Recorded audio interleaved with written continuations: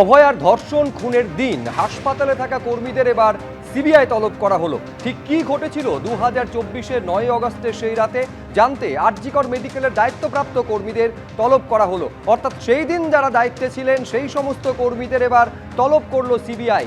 আবির দত্ত আমাদের প্রতিনিধি আরো বিস্তারিত এ নিয়ে বলতে পারবেন। আবির, কি কারণে তলব করা হয়েছে, ঠিক কি তথ্য সিবিআই আধিকারিকরা তাদের কাছ থেকে জানতে চাইতে পারেন?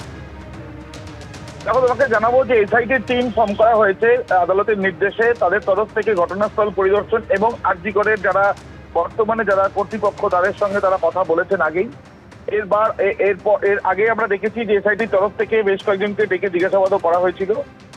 যেটা এখন জানা যাচ্ছে যে আরজিকরে যেদিনকে এই ঘটনা ঘটে সেদিনকে যারা কর্তব্যরত অবস্থায় সেখানে ছিলেন তার মধ্যে নার্স রয়েছে, চিকিৎসক রয়েছে এবং স্টাফ রয়েছে।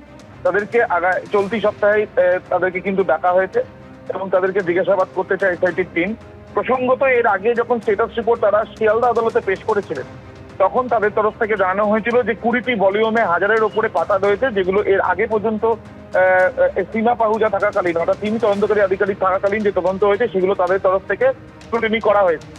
এরপর এই যে এসআইটি টিম গঠন করা হয়েছে সেখানে যেটা জানা যাচ্ছে জয়েন্ট ডিরেক্টরের নেতৃত্বে এই যে টিম, সেখানে তাদের তরফ থেকে যে তদন্ত শুরু করা হয়েছে তারা ঘটনাস্থল পরিদর্শন করেছেন এবং সেই তদন্ত এগিয়ে নিয়ে যাওয়ার জন্যই তারা এই জিজ্ঞাসাবাদ করতে তারা চান এবং সেই জন্য তাদেরকে ডাকা হয়েছে। অন্যদিকে আরজিকর দুর্নীতি মামলায় সেই মামলাতে কিন্তু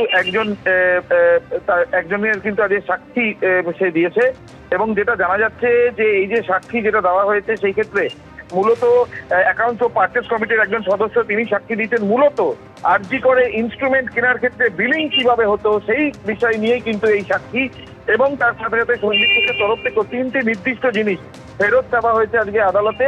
তাকে গ্রেপ্তারের সময় যা যা সিজার হয়েছিল সেই তার মধ্যে থেকে যদি এই বিষয় নিয়ে সিবিআই স্পষ্টত আদালতে জানিয়েছে যে যেদিনকে এই বিষয় নিয়ে শুনানি হবে সেদিনকে তারা এই বিষয়ের উপরে এই যাতে তাকে ফেরত না দেওয়া হয় সেই বিষয়ে তারা কিন্তু সওয়াল রাখবেন। অর্থাৎ যে আবেদন করা হচ্ছে সন্দীপ ঘোষের তরফ থেকে তার বিরোধিতা তারা করবেন, সেটাও কিন্তু আজকে আদালতের সিবিআই তরফ থেকে জানানো হয়েছে। ধন্যবাদ আবির।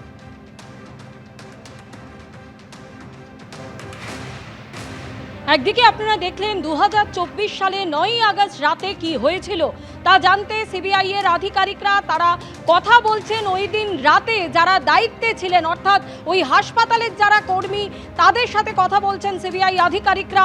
আর অন্যদিকে নির্মল ঘোষ সহ 3 জনের বিরুদ্ধে নতুন এফআইআর। পানিহাটির প্রাক্তন তৃণমূল বিধায়ক নির্মল ঘোষের বিরুদ্ধে এফআইআর দায়ের করা হয়েছে।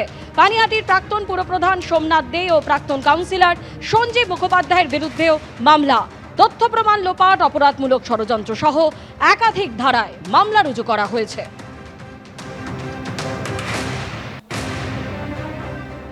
এবিপি আনন্দ, এগিয়ে থাকে, এগিয়ে রাখে।